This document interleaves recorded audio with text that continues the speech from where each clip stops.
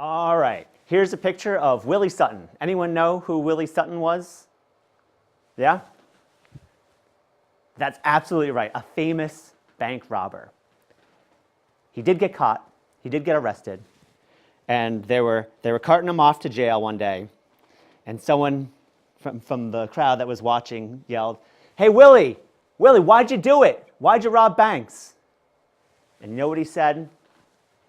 Because that's where the money is.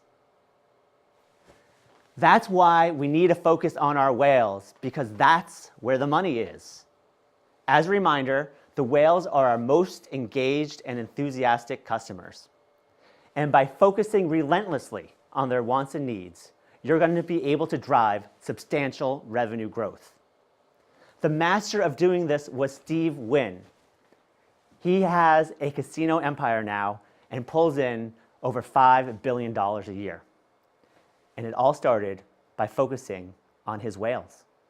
He determined that he was going to focus on baccarat high rollers, his whales, even though they represented just 0.2% of all the gamblers out there. He studied them. He paid attention to them. He talked to them. And he built his casinos to cater to their wants and needs. And guess what happened? They came. The whales came. And they brought their money with them. And perhaps more importantly, they brought their cachet and generated a ton of word of mouth. And now, as I mentioned, Wynn is pulling in $5 billion a year. Another example of focusing on whales, the mobile gaming industry, now a $35 billion industry. They focused on their whales. What this chart here is telling us is that just 1% of mobile gamers generate 21% of the revenue for the sector.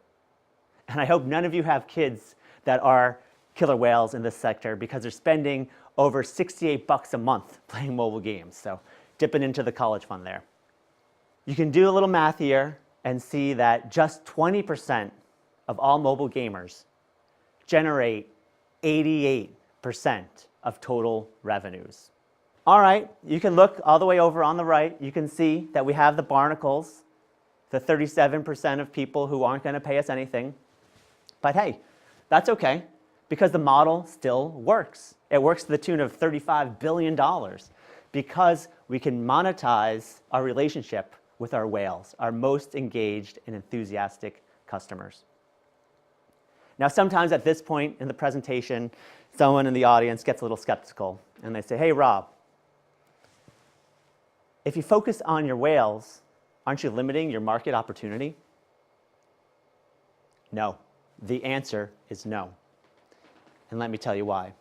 If you focus on your whales, they're going to create a lot of buzz. And that's going to attract the dolphins and the minnows and the other sea creatures that we're using in our example here. Let me give you a case study. Does anyone here know what this logo is? What company this represents? Yes. The Dollar Shave Club, exactly. And based on their advertisements, do you want to take a stab at who you think their whales are? That's right, young, broke guys. This company is focusing on people who don't really have the interest in going shopping frequently for new razors and can't really afford the brand name option.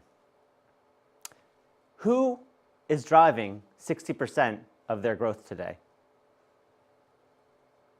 I may have stumped the crowd here. Women. It's actually women that are driving the growth for Dollar Shave Club, the company whose whales are young, broke men. The reason why is the Dollar Shave Club did a great job focusing on their whales.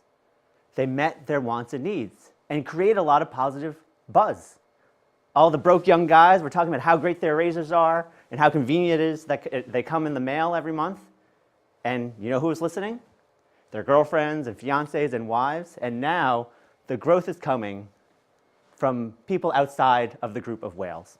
And it can happen to your business as well. Find your whales, focus on their wants and needs, and surprise and delight them.